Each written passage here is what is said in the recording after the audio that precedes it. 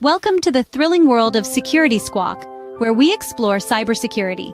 Guiding you through online threats, we'll aid you in understanding safety protocols and trends. Meet our gurus, Brian from Exact IT, Reginald from Arc Solvers, and Randy from Tech Rescue. Together, we'll delve into current events and hot cybersecurity topics, helping you comprehend their impact. Stay informed, stay secure. Security Squawk, the business of cybersecurity. Buckle up, let's dive in. What's up, everyone? Welcome to the Security Squawk podcast. Two of us are on remote location. One of us is in normal. How are you guys? Welcome to a in-between holiday week episode of the Security Squawk podcast. Is it too early to say Happy New Year, or when does that? No, not at all. Okay. Happy New Year. Well, happy almost New Year, I guess. Merry. You're right. Yep, as we wrap up 2024, heading into 2025, we got a pretty decent show for you today. We're going to get into some cyber attacks that are happening out in the world, cover those, talk about some interesting things that we found this week, plus talk to you about what we think is going to happen here in 2025. And one of the articles that we're going to cover kind of will lead us into that direction. With some interesting kind of facts and figures about kind of where we are with ransomware and cyber attacks and all that stuff. Welcome to the Security Squawk podcast. I am Brian here with Andre and Randy. As usual, this is like, 4 years in a row of consistently coming at you every week with this stuff, guys. So, look, we don't have ads. We don't run ads. We don't intend to. Just help us grow the show by sharing the show. If you're watching us on social media right now, drop a comment, ask a question, like us, hit that like button, share us out to your friends and family. That helps us organically grow this platform and helps spread the word about cybersecurity and what you can do to start protecting yourself. So, guys, we have a bunch of stories on the docket. We got Pittsburgh, and their transit authority is dealing with a ransomware attack. Otter Cookie, the malware that's masquerading as job offers. We're going to talk about what that is here today. Zags had a customer data breach, and it wasn't really their fault, so we're going to talk about that. We have the U.S. Government constantly warning us about our telecom providers and the fact that they are under siege as Chinese hackers target these companies and have successfully infiltrated their networks to an alarming rate. Clop has claimed over 60 victims with the latest Clio vulnerability. We're going to talk about that. Wood County, they are dealing with a ransomware attack and paying up as a result. We also have the government setting their sights on new cybersecurity rules in the healthcare world. So we're going to dive into that, and we're going to cover the fallout or a follow-up from the Marriott Starwood breach and what the FTC says they have to do. And we're going to jump into ransomware. It's 35 years old this month in 2024, believe it or not. And it's become a billion-dollar threat against businesses in that time. So we're going to talk about the early days and what it's evolved into as we roll into the show this week. We got a lot to cover. So let's talk about it, guys. Pittsburgh, they're in turmoil. Looks like just December 19th, they got hit with a ransomware attack, causing disruptions to rail service and customer service centers. Not fun. What's happening here? Well, it looks like they were taken down for a bit, not an extremely long time. It sounds like they had their rail cars were delayed by 20 minutes. Some of their services went offline. They first discovered it on the 19th, which was, about 11 days ago. And then it looks like by 4 days later, they had stuff up and running. which kind of says to me, well, so a couple other things, and I know we always talk about reading between the lines, but it does say that they had a ransomware response team that they activated. They reached out to some people right away, like experts, and they notified the government. And then they're back up and running just a few days later. So they're either A, being silly, or B, they had a good plan in place. And, we always say this, a cybersecurity incident should be a blip and not a business ending endeavor, and if you have things set up right, you have a much higher chance of it just being a blip.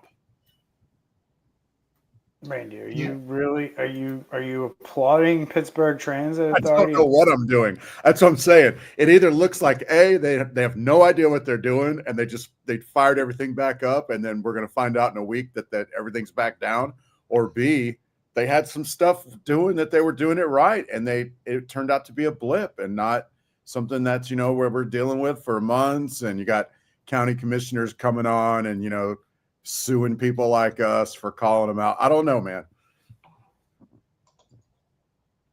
I don't know if 20 minutes is enough time to say, everything's okay, nothing to see here. But we know that I think a couple of months ago we were talking about the Transport for London, and they experienced a attack where their the train rails were down and things like that. So I'm curious to see when this is going to start. We talk about having smart cities and these autonomous vehicles and obviously the street lights and things like that. So that'll be something when they hit one of those, and now we're dealing with that. Yep. Yeah, it's interesting. We'll see what happens here. They're being fairly tight-lipped about it, and they were able to get up quickly. Randy, I'm really surprised you didn't go to the FBI must have jumped in here and helped them out. But that's definitely at play here. We don't know. But we'll keep you updated as we learn more. I mean, this is still early on. And again, they're being tight-lipped. We don't really know the full scoop as to what this city and their transit authority is actually dealing with. But it also speaks to that larger trend of transit agencies and publicly facing services that people expect to be working and running for them as scheduled. These are typical targets for these cyber criminals simply because they know that these cities are going to want to get these things back up and running because of the public pressure that mounts when these services are not available and they're down. So cyber criminals like to go after these types of organizations. So, you can't rely on the FBI swooping in and saving your butt every time. You need to protect this stuff so you don't go down in the first place. And maybe Pittsburgh did. Maybe they had a great, resilient cybersecurity plan. One of the first that we're going to see if that becomes true. But we'll keep you updated. We'll let you know. It's almost the new year. I'm just hoping beyond hope, man. That's really what I want to see. I would love to just see one where it's just a blip. You know what I mean? Like it should be. Well, you can't guarantee that 100%, but man, you have much higher chance of it just being blip if you have your things set up right. And so we'll see.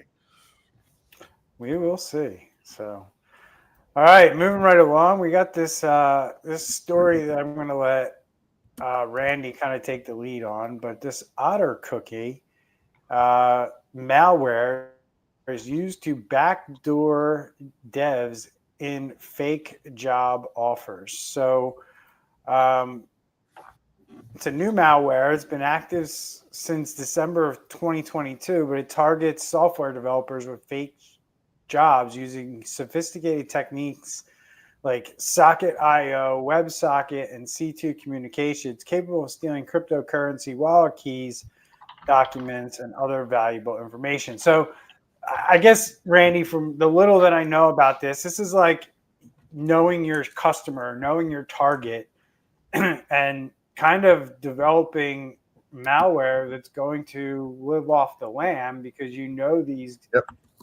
people are going to have certain software installed in their systems, unlike, my mom, who probably won't have any of this stuff on her computer.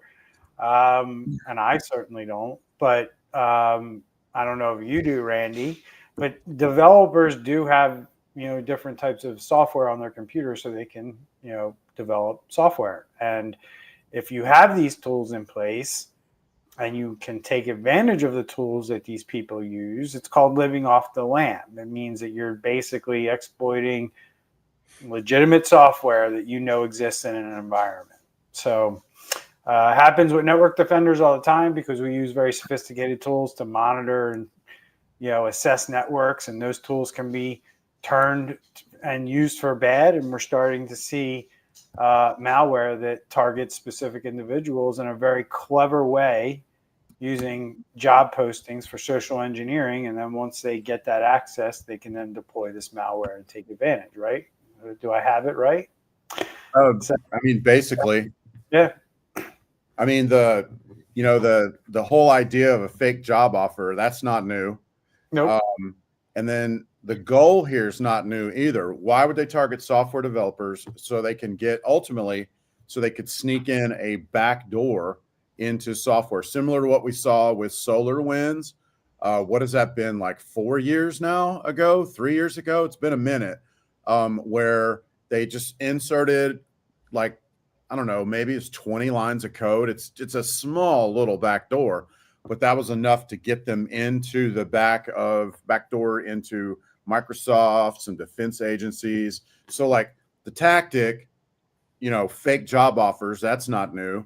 The goal, trying to get into software so you can put a back door in there or whatever, that's not new. Living off the land, that's not really new. But this, I guess the idea here is they're sending out these emails, or, whether it's through social media, the software developers, they're engaging with the software developers, and they're saying, hey, here's our coding like platform, download this and install it on your computer, and then show us how you can code. Excuse me. And then when they do that, and now I'm oversimplifying here, but that's kind of the gist of it. Sorry. I activated your Siri. You did. That's some good code there. Of it, using a technique to get onto the system, involving a fake job offer. And y'all, we just got to be really careful about, we shouldn't be discussing new employment on our work software anyway. If you're going to be looking for a new employer, get out your own PC or your own Chromebook, or your own phone, do it on there. Don't let the mix happen. But we know it's a deal. They targeted software developers at the LastPass hack a couple of years ago, which is one of the most humiliating hacks over the past 5 years, in my opinion, because they hacked and rehacked. They didn't let up. Okay, sorry. I know Brian's got a lot to say.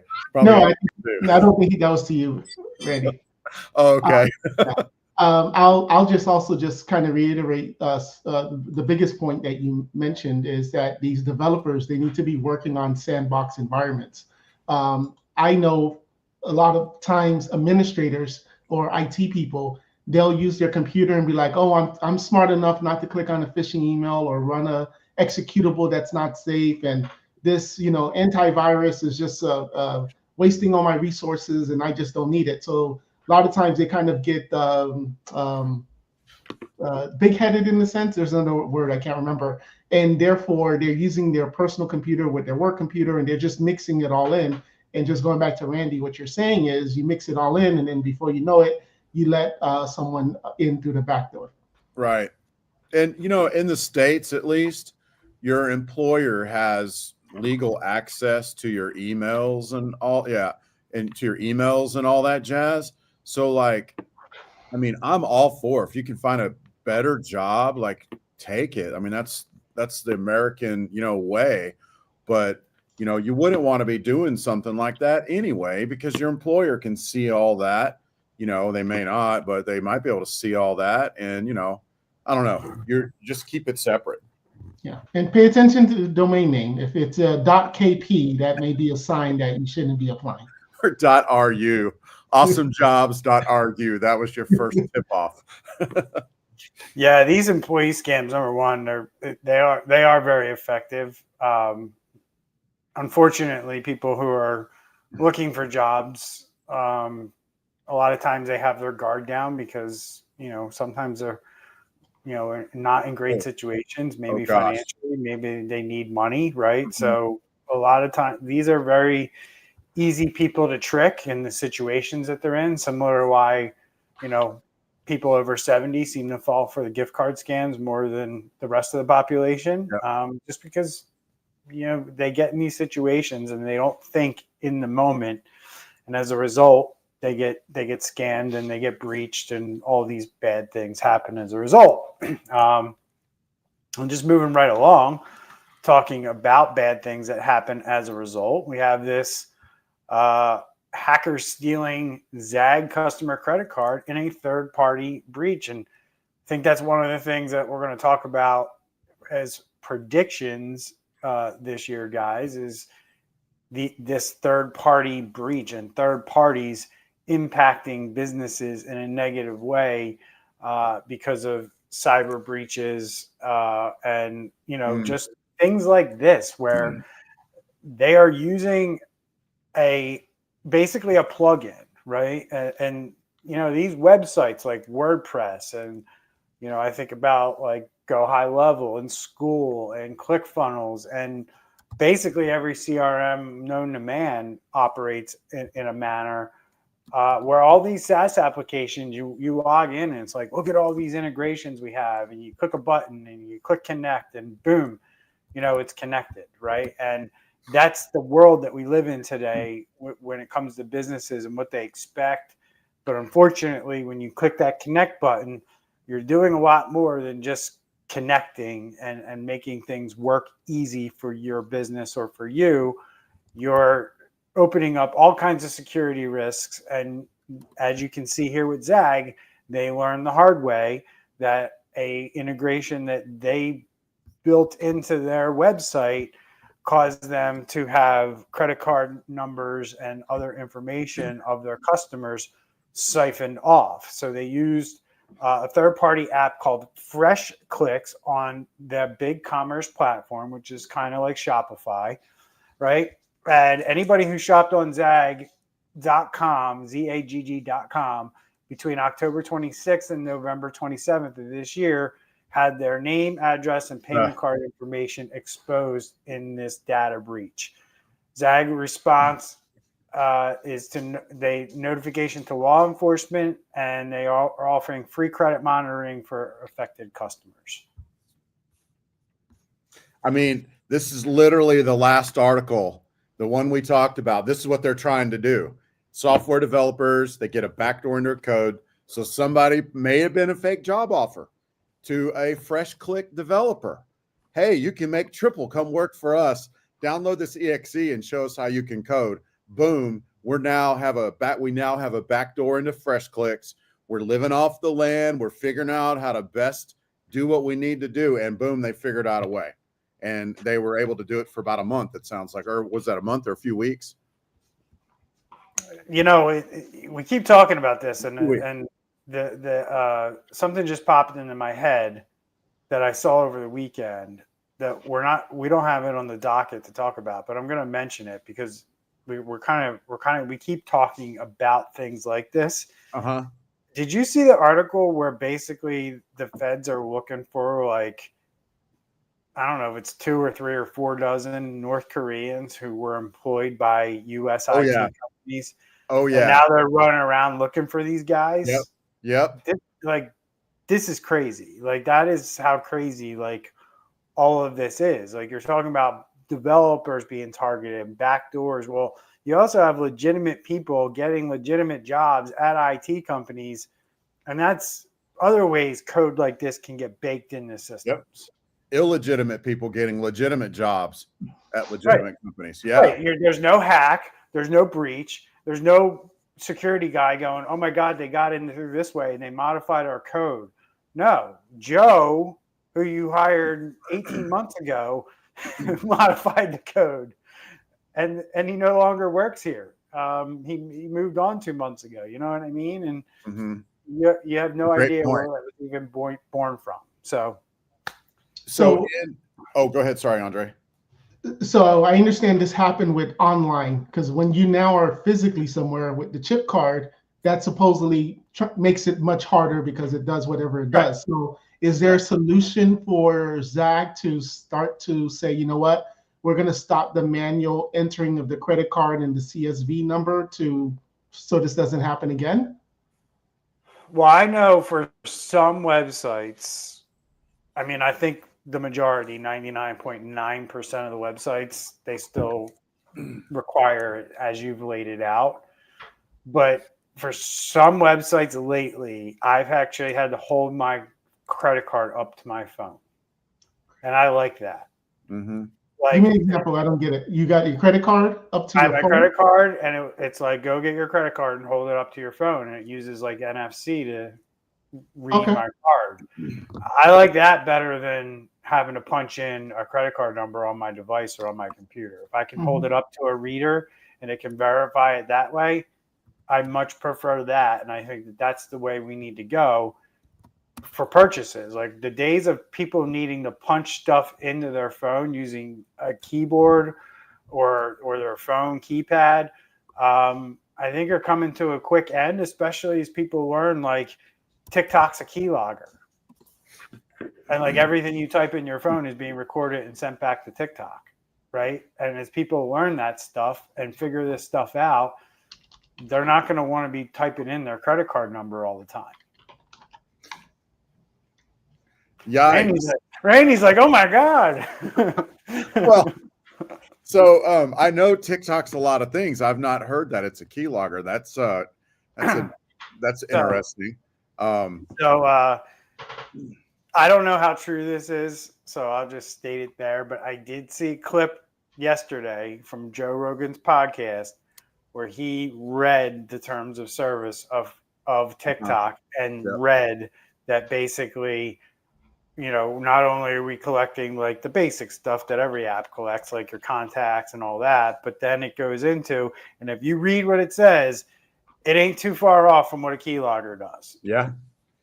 Yeah. It says it can. They will for marketing purposes capture every file and file name that is on, or every file name and extension that's on your phone, along with any patterns or keyboard patterns or anything like that that you input on your phone. When you're not using the app. Yes. Okay.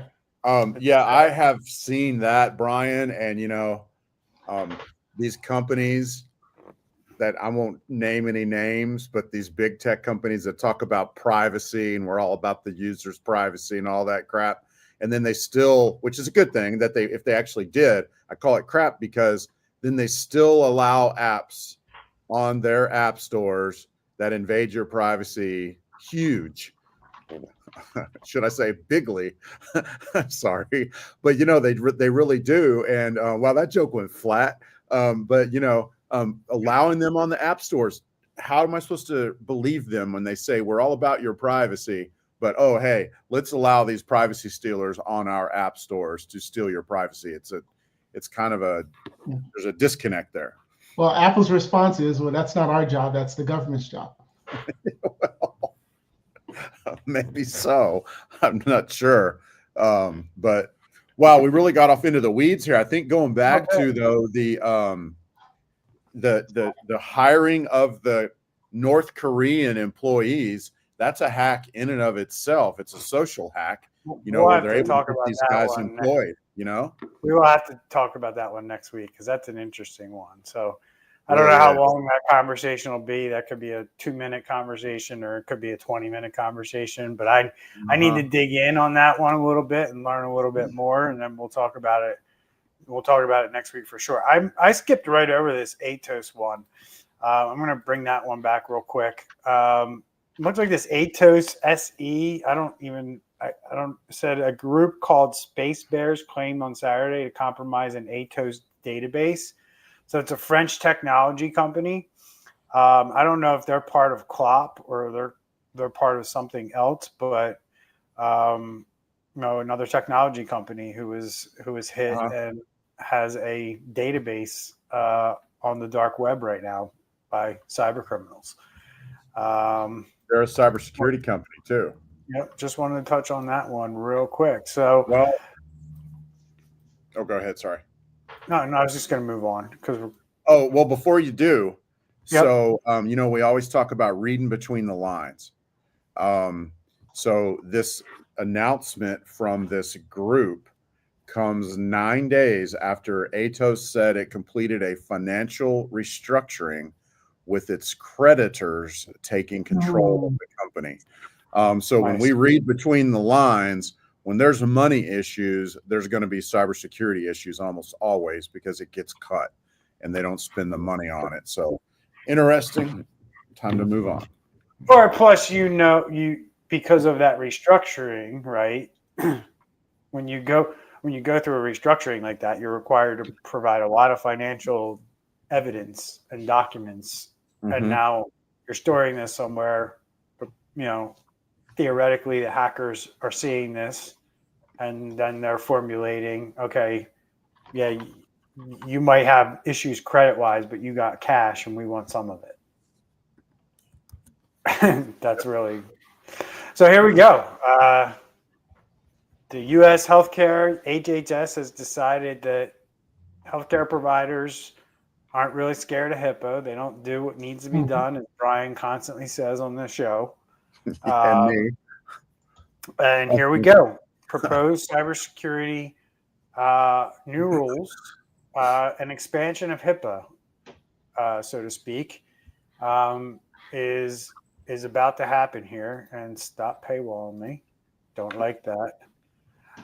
So I'm going to talk about kind of what this whole document that was released talks about and why this is different from what providers have to do. And I guess, guys, I see a lot of correlations between CMMC and this, because with CMMC, what you had to do as a defense contractor to protect CUI and FCI has not changed under CMMC. It's still the same as it's always been. It's the enforcement that has changed. They're now going to enforce this, and the penalties that go along with non-compliance are greatly increased against defense contractors. And I think they're going down the same road here. While they're not going to adopt what NIST, which I think they should, they're still kind of playing with these high-tech rules that they came up with at HIPAA.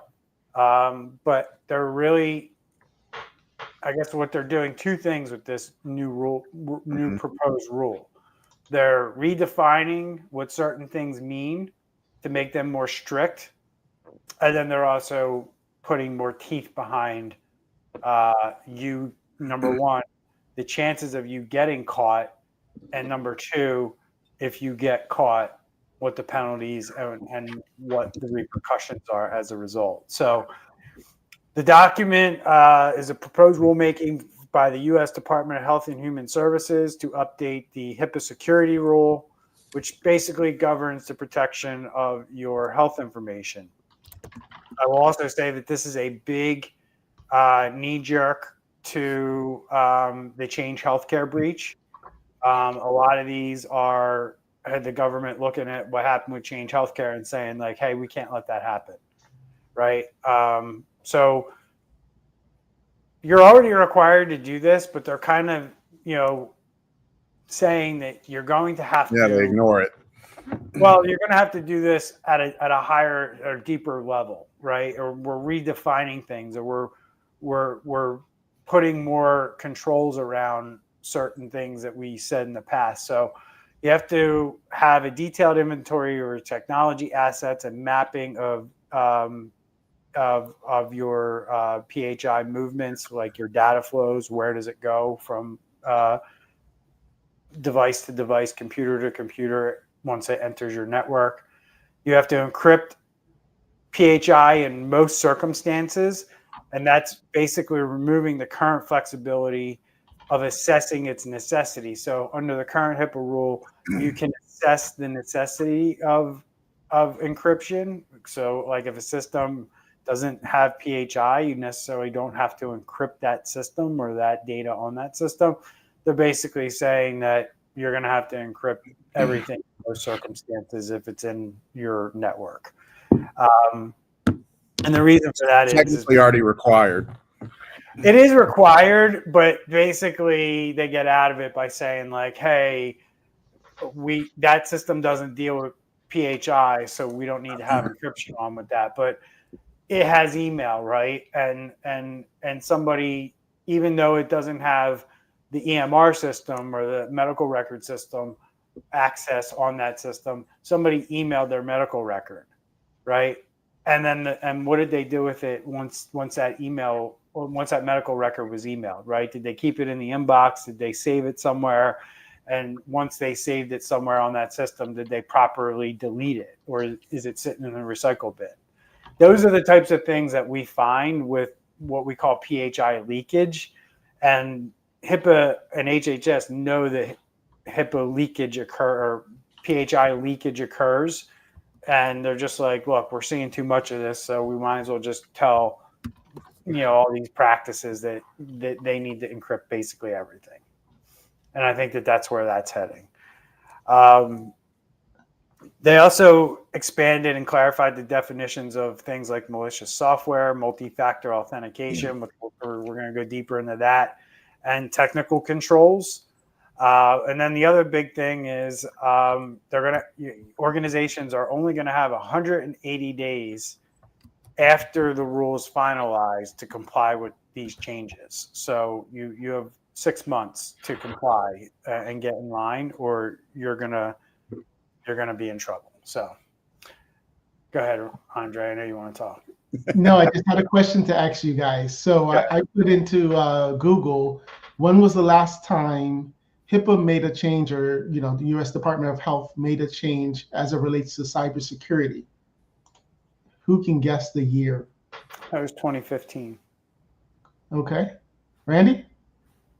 I think when the High Tech Act, 2009 or 2004. Okay. Well, according to this, Brian's closer, 2013. Okay. So just look how long they've taken. Like, talk about being behind the 8 ball. Well, not only that, in the 11 years that's transpired, most of the healthcare world, not all, right? I don't want to say that every hospital or every medical, because there are definitely hospitals and big medical conglomerates out there who have felt the wrath of HIPAA. But generally speaking, most small doctors' offices, most medical facilities, like small medical facilities, 12-bed medical facilities or whatever, they don't care about HIPAA. They're not afraid of HIPAA. They don't even, I would venture to say that most small doctors' offices, when they go to their industry events, they're laughing about HIPAA over drinks. Yep. That's what this has done. It's made it a joke in 11 years. And I guess this is their attempt to kind of put some teeth behind it again. It's also made it a joke in other industries. So when the FTC rolled out the FTC safeguards rule, which is, changes and clarifications to other existing things and some new stuff as well, people were like, well, okay, I'll start doing that when they start going after the doctors, because HIPAA's been around forever. And a couple things, about this, they are requiring a yearly assessment if this passes, if it's in, public comment time right now. They're also, you have to have your data be able to get back up and running. I think if it's within like 72 hours. But short story long, like a lot of this stuff's already there. And any of these medical companies, if they're hiring one of the three of us for what we would call, with different terms, like our full cybersecurity, where we're doing what we know we're supposed to be doing, this is just a tiny little thing. It's no big deal to be able to recover in 3 hours in most cases. and it's not a big deal to be able to do a yearly review on everything, or even a regular review on everything. But like you said, they've been joking about it over drinks at conventions, if they even bring it up anymore. You know, we had a real short time, I think it was under Obama, where they were actually enforcing it. But other than like the last 15 years, it's not really been something they've been actively doing. I will say Texas has a set of rules like this. They're more strict about it. When Texas comes in, if they find where you're not compliant, they will write it out and give you like 60 days to fix it or whatever. But wow, HIPAA's never been proactive. HIPAA's always been an after the fact. If you got breached, they were coming in afterwards to see what was going on. And I think, you know, one of the big changes is, and like, I don't, like, for me, when I first saw this thing, I was like, I don't understand why they're changing that or this. But then as I read it and started to wrap my head around it, are you sending something important on Facebook that I need to look at? No, but it's a cartoon of the HIPAA police. Oh, all right. Like, I'm getting these alerts, and I don't know if I need to be looking. No, we're good. It's just a cartoon of the HIPAA police. Did you get ChatGPT for your future marketing to not to tell the doctors? So I forget what I was even saying. So anyway, you know, as I started to peel back and look at like why they were redefining things, like malicious software is one of the things they redefined. Why? Like, what did you need to do that for? Well, it appears that over the 11 years, somebody along the way learned like language is important. Must have been a lawyer, would be my guess. And let's say a cyber criminal or a hacker gets access to your network and steals all your PHI and starts selling it on the dark web. Well, at no point in time was there ever malicious software deployed, right? So they were getting around kind of like the HIPAA rule of saying like I had to report a breach because there was specific language that said like if you have malicious software, meaning they focused really on ransomware and not people getting in the networks and stealing data, which is what things have evolved to the last several years.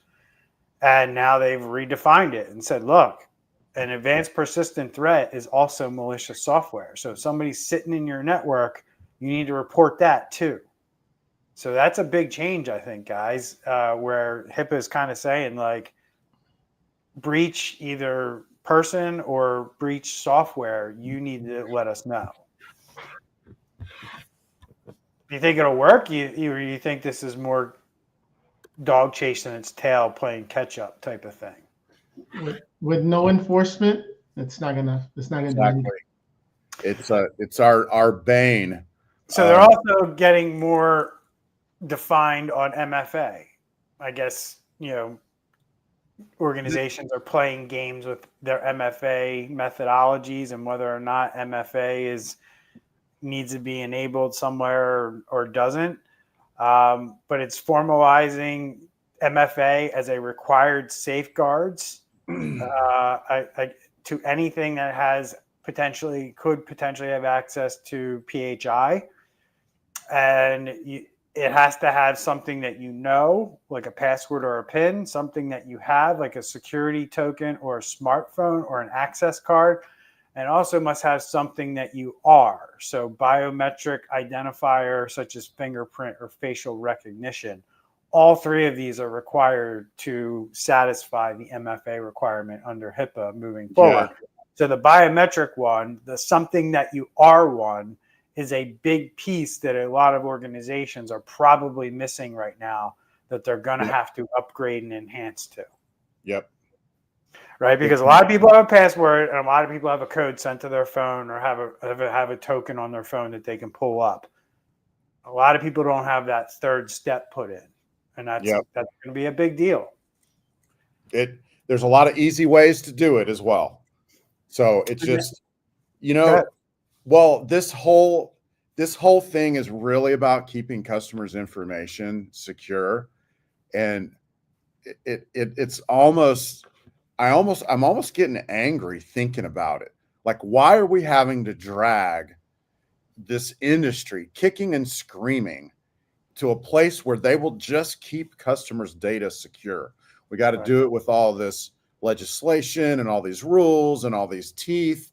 You're just out there willy-nilly letting customer data get, potentially exposed. But yeah, there's easy ways to add in fingerprint. Yeah. So the people that's going to be taking care of us, you want them to also take care of our data. Is that what you're saying? Well, stop rolling your eyes at it. Andre, I might know somebody who's dealing with a ransomware attack right now who wants to know how much it's going to cost. Yeah, I know. And it's crazy. Kicking the tires. So, okay. Examples of this last thing that they expanded on with this HIPAA, guys, which I find this is where I see a lot of similarities with FTC safeguards, Randy. They went kind of broad stroke with technical controls, and you basically have to have a set of practices and technology and tools designed to protect PHI. So you can't just say that you have something in place or you do something a certain way. You need to have technical controls in place that basically give people permissions or block people out of certain things. They're trying to remove. There's a lot of in the healthcare world. There's a lot of human kind of trust that goes on. Meaning, like, I've seen many doctors' offices where the nurses or the staff share the same login for a particular computer.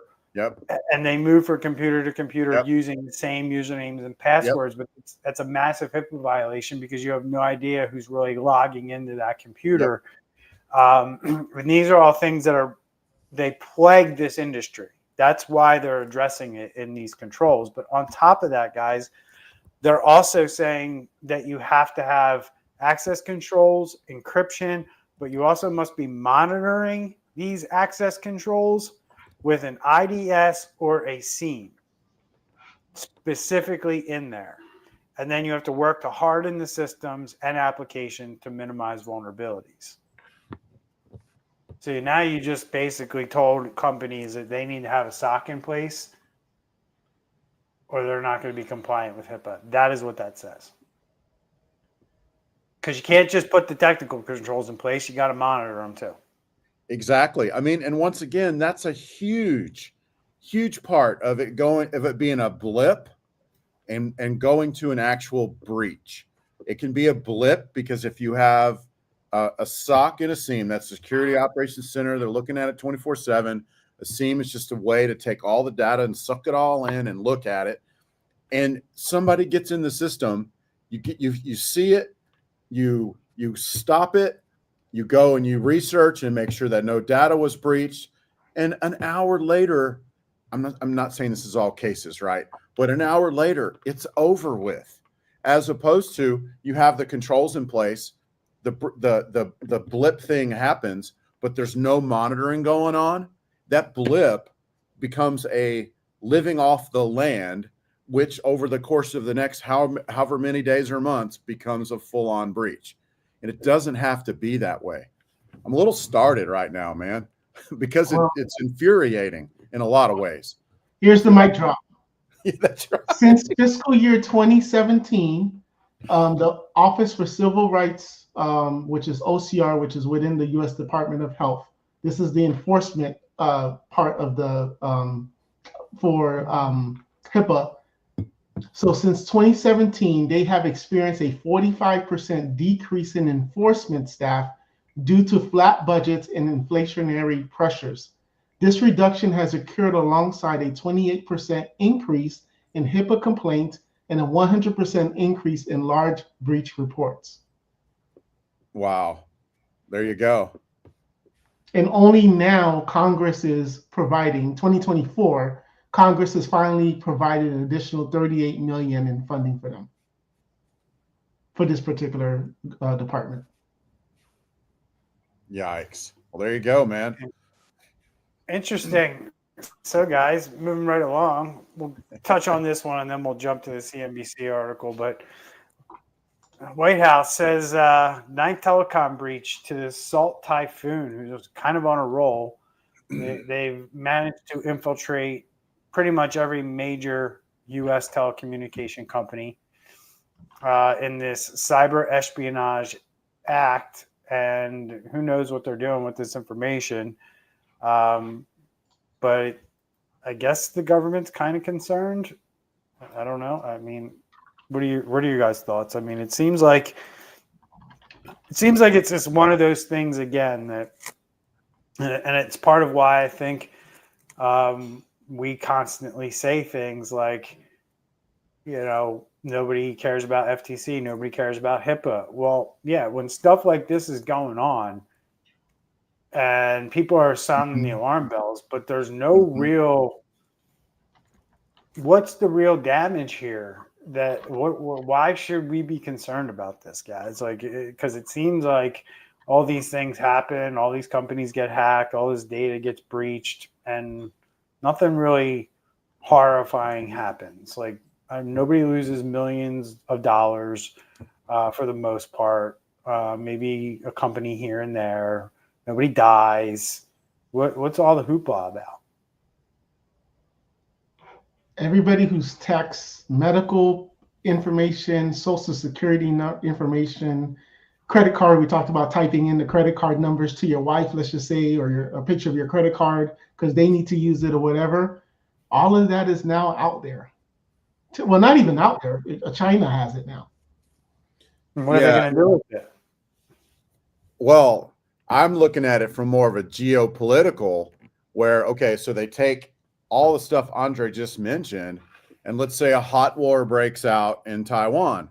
Hot war breaks out. So we're most likely not going to see, like this worldwide war where every square inch people are fighting and stuff. It's going to be happening here and there. And it's going to be a war also of, you want a country to back that you're in a war.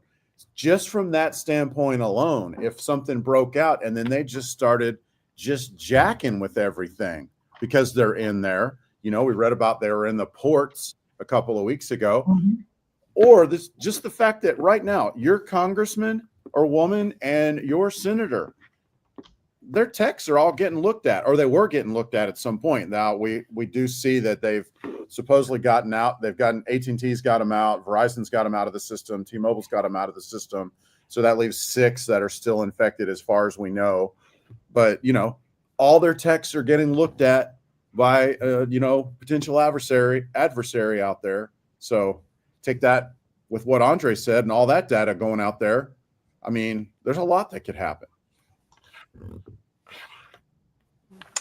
We will find out. I mean, we're just, and this, I think this next article that we're going to move into actually paints a good perspective on, like, it's not tit for tat with this stuff, right? It's not. Sometimes it takes a long time for this stuff to develop and play out. And I guess most people watching this probably wouldn't even know that ransomware is 35 years old.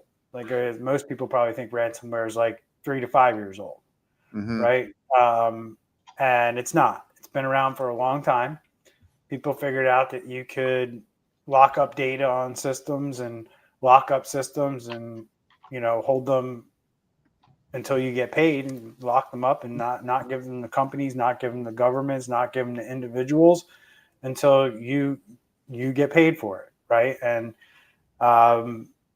it's taken 35 years for it to mature into what it is today, which is a multi-billion-dollar criminal scheme, but it's its own industry and its own economic system in its own way. And it's a big problem for businesses, and it's here to stay.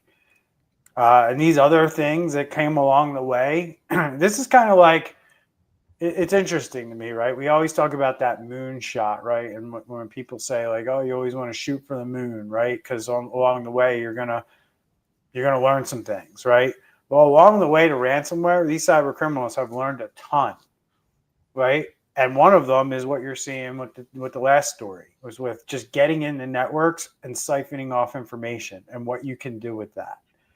And I don't think that we've learned what the repercussions of that kind of behavior really is, because that is kind of new, right? That is something that started in the last 3 to 5 years, as opposed to ransomware that's been around for 35 years, right? So in other words, we're probably about 5 to 10 years away from really learning what's going to happen with all this data that's spilled over in the criminals' hands and is, for sale on the dark web, among other things. And it's only going to get exponentially worse after the next 5 to 10 years, 15, 20 years down the road, when we're sitting here doing a story in 20 years saying, data exfiltration is now 20 years old, right? And here's all the problems as a result of companies not protecting data and it all being siphoned off and in the hands of cyber criminals and foreign adversarial governments. Seriously. I mean, so that's the correlation I see. It's just listening to everything you're saying. That's right, buddy. Recording everything. One interesting thing about this article is talking about the first ransomware, which was in 1980, and it was someone basically mailing you a floppy disk, and then locks up your files, and then from there you had to go and mail them a cashier's check. So that was pretty interesting.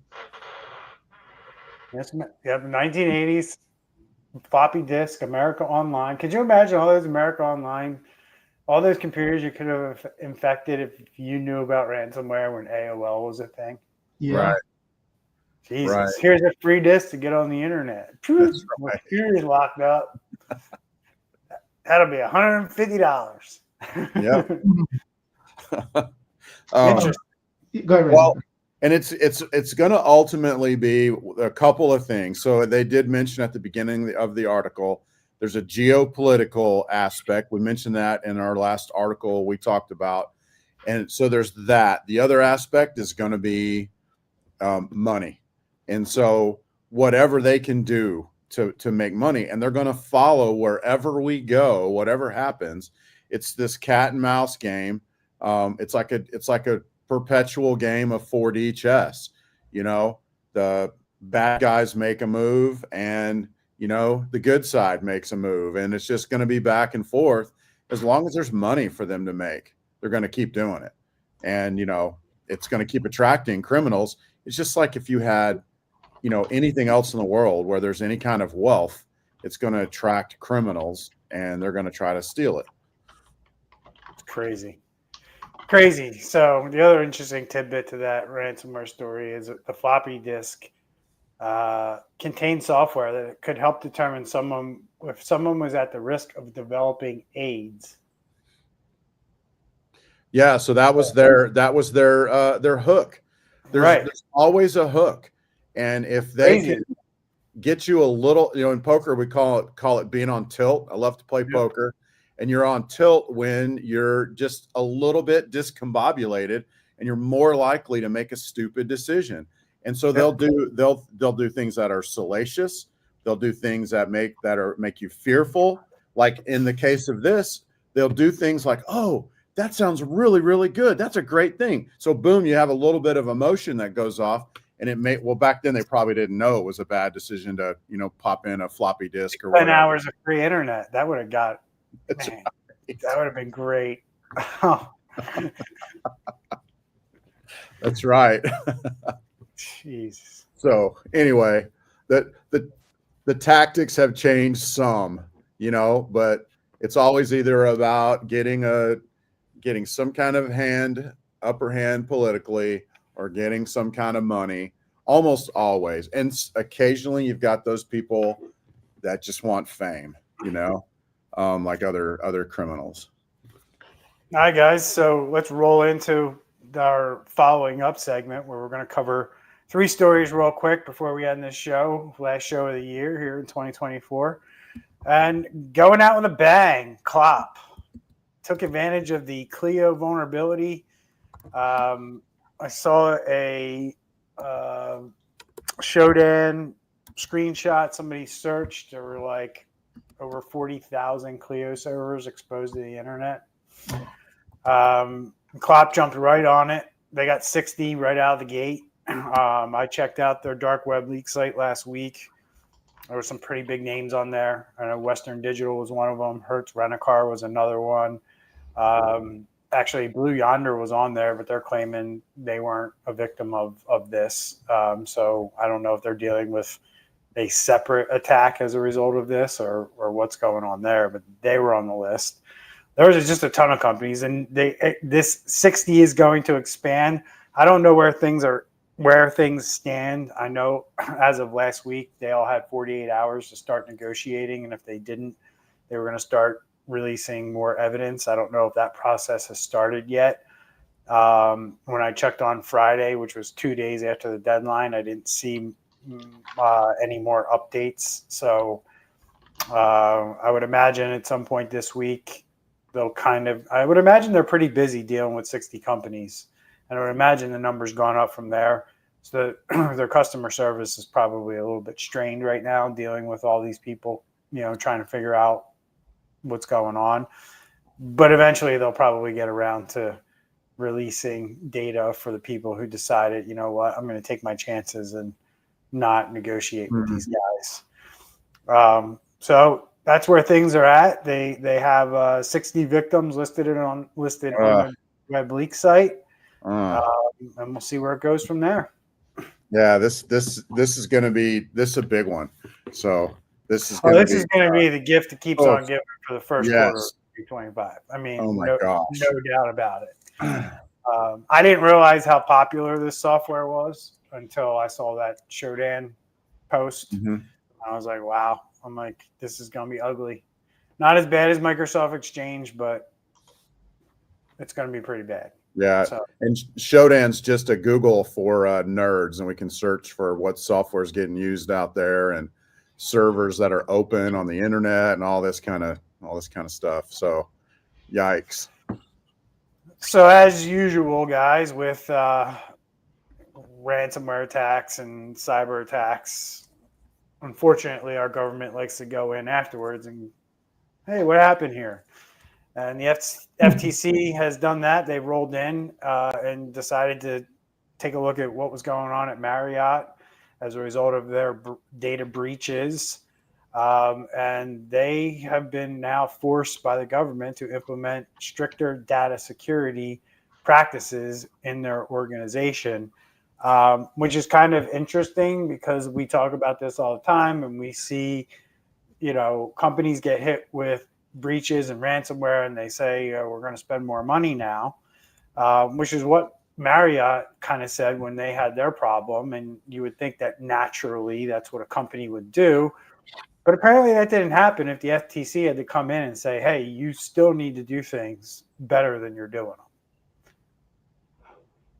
them. Why do we think that keeps happening? Lack of enforcement, maybe? Or is it lack of experience, knowledge, and skill? Probably that. There's also probably pressure from some stockholders, and hopefully this is going away, but maybe from some stockholders and or board members, to push towards profit and which, you got to have profit to survive, but not seeing data security as essential to that. Although hopefully that's changing. Yeah, so Marriott actually, they're saying, well, we inherited what we purchased, which was the Starwood system or the Starwood Group hotel. So either way, it's their problem. And if they didn't do good due diligence and, and do their onboarding fast enough, then that's still their fault. And they're the ones that's getting the brunt of it. One interesting thing that I did like what I saw and you would think that this would just be a best practice anyway, which is they no longer can just retain, they have to have like a set data retention policy for what they call holding personal data as reasonable, necessary, and not just having someone that visited you back in 1992 and it's still in the system and all of that information is there, so 3 years, 5 years, whatever it needs to be. But just, I would just say as far as, a chargeback, if a chargeback is at max a year, then do a year, and then if you just need to keep that, hey, they visited us, and that way you can collect points and stuff, that's separate. But any PII information, delete it. Mm-hmm. Yep. Yeah, good point. And that could be like just written into the software that they use. Yeah, and that's a big problem for a lot of businesses. There's no, we bump into that problem. Yep. Way more often than you would think, where companies have zero thought into cleaning up data, getting rid of data. I would say data hoarding is probably a bigger problem than actual hoarding. Mm-hmm. You know what I mean? Like you go into companies and sometimes they have data for like 10, 15, 20 years. And you're like, this file hasn't been modified in 20 years. Like, why do you still need it? But the thought of these companies deleting and getting rid of this data is like a new concept to them. And that shouldn't be a new concept. Like getting rid of information and not storing information is a really good practice if you no longer need it and you've fallen out of any requirement or regulation of you needing to keep that data. If you're not required to keep it, you have no business use for it anymore, you should have a process of removing it. And I would say 99.9% of most businesses don't even think about it. They just continue to show up, do work every day, and create more data, build more data, and that's what ends up happening. So it reminds me, we once had a lawyer tell us to just delete all of his emails after that were older than a year. And he's like, a year is long enough to reasonably have it. And he said, if I ever get subpoenaed, I want to just tell him, hey, I don't have anything that's older than a year. And then, and I wonder, like, I've repeated that so many times. There's a lot of wisdom in that. Do you know what I mean? And, that's obviously he's coming at it from a different perspective, but, that's something to really consider. No doubt. All right, last one of the year, guys. Wood County. $1.5 million fee to address a ransomware incident. And the commissioner said the fee was paid after careful consideration and guidance from cybersecurity and data forensic consultants to fully restore county services. So as I mentioned earlier with the Pittsburgh Transit, these are favorites for cyber criminals because they know that these organizations need to get back up and running so they can serve the communities and the people that live in those communities. You're talking about things like purchasing homes and moving real estate. These are things that are impacted when counties go down. And things like that start to impact the economy to a big deal. You can't move several $1 million in homes. That does have an impact on economic numbers that have to be adjusted, later on once everybody figures everything out. But these impact people greatly on a regular basis. And I think people, until it happens to them in their town or their county, they don't understand the real impact. And again, $1.5 million is not, that's not going to be paid by the federal government. That's not going to be paid by, it's not going to be, waved out of thin air with a magic wand and poof, there's $1.5 million. It's your tax money. It's going to go to that. That's the only way that you're going to be able to pay for this $1.5 million. Pay the money. In 3 months, everybody's going to forget about it. It's not your money anyways.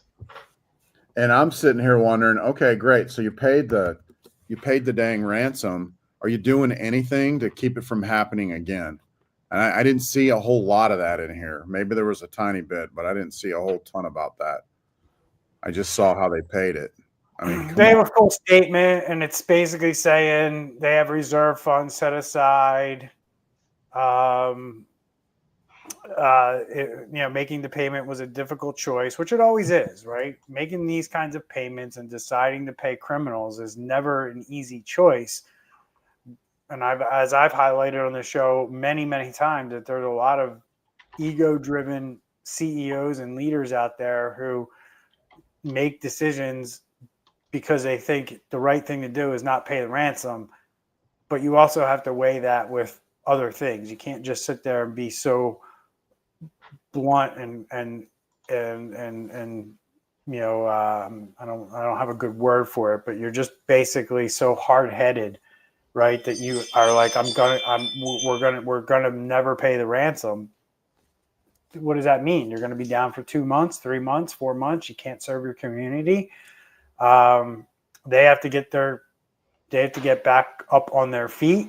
And I think that that's why the decision was made. And I also think that these people are going to run for re-election one day. And the longer they're down, the harder it's going to be for them to get reelected. And no one's going to get fired from it. Nope. So I don't see anything else in this statement that basically saying that them paying this $1.5 million isn't going to impact the county's 2025 budget. So I guess they had enough money set aside to kind of take this on, but we'll see. And they did mention they're putting something towards security. Well, and on top of that, though, let's say their budget for 2025 was 30 million. Well, they had 1.5 in reserve. They could have just spent 28.5 plus that reserve. It's not like this money's like magic money that doesn't affect, like Andre already said, it's still taxpayer money.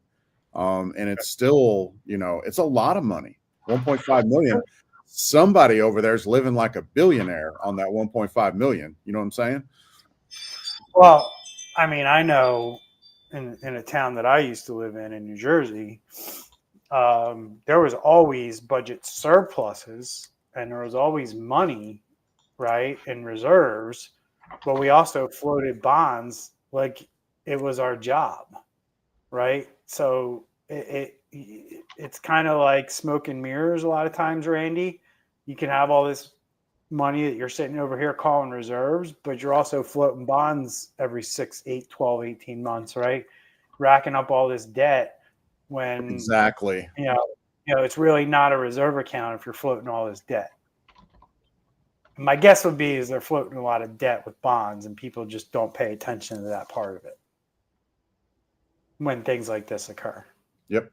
So municipalities, county governments, still big target, will be in 2025. So let's wrap up this show, guys. Big one here, a little over an hour here for the end of 2024. What's your prediction, your one prediction that we can go back to next year and say, oh, you were wrong? Oh, I got one. Go ahead. We're all still going to have a job. AI will not, in other words, AI is not going to take over our industry. Not yet. So you're not changing your niche from cyber to AI yet? No. So my prediction is, okay, so I call 2024 the year of, let's just call it the session token or the session cookie, right? Well, what's going to happen in 2025? Now that they're more aware of that vulnerability, we'll start seeing it's a very simple change. You take that session token and you tie it to your IP address or your device ID. And if that changes, it's invalidated and everybody logs out. That's my big prediction. I'm starting to see a little bit of that on the cutting edge of people that use these things. Because how many session token like breaches have we seen in the past month, past 2 months? There's been a crap ton. Anyway, that's my prediction. And I do have to roll. His internet really started to cut out during his prediction, or is that my internet? Hopefully it wasn't mine. I don't know. My prediction is pretty simple. I think that our government will introduce a massive amount of regulation around cybersecurity this year.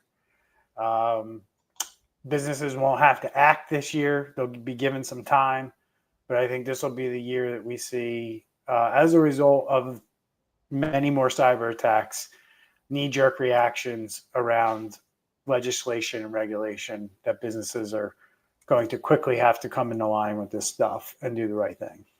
But do you think something big is going to happen first, and then that's going to be the knee jerk, or is just the past 10 years? I don't think it'll be one big event, Andre. I think it'll be a series of just events in specific industries that culminates into just a lot more regulation, a lot more laws. Whether a state decides to come out and take the reins on that, I don't know.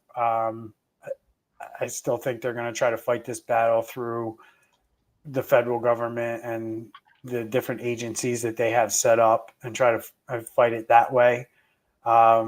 I'll be really surprised if a state comes out with any kind of severe regulations against that's really hard to do on a state level and enforce it because of how we operate today and, different businesses operating across states. So I think, they might try, like New York tries with New York DFS, but because that's in such a limited industry or one area, it's not all businesses. I think it does work. I think if we're going to make all businesses do something, it's got to be at a federal level. And whether you do that for all businesses or whether you do that on an industry basis, I think right now they're going to try the industry route through agencies, and if that doesn't work, then they'll try to do it other ways with actual laws. And which agency or how is this going to be? Who's going to be knocking on their door to ask? Let me see your paperwork. FTC. Okay, FTC, unless you're like in a highly regulated industry. So like you're already saying it, DOD, SEC, like they all have their regulations, right? It's whether or not this trickles down to like the non-regulated businesses, like the restaurants and pizza shops and hairdressers and all different, all different things like that. Even veterinarians. I mean, I think that's the far-reaching. And if you're going to do it at the federal level, not through agencies but through laws, those are the types of businesses you're going to impact. And the question becomes, do those businesses really need to protect data like a bank, right? So, does a pizza shop have to put the same cybersecurity in place as a bank? Right. That's the challenge you're going to run into with laws that are done at a higher level than, within the agency. All right. Well, I hope that prediction comes true. Well, I think you'll see a lot more regulation through agencies this year. And, like you're seeing with the story we did with HHS, and we'll see how quickly all the businesses have to adopt this stuff. But I do think 2025 will force a lot of businesses to start taking a hard look at what they're going to be doing going into 2026. Yeah. So the planning needs to start this year for most businesses. So, all right, brother. I don't know where Randy went. Must have had to go hunting or something. So I'll see you next year. All right. See you next year. Talk to you later.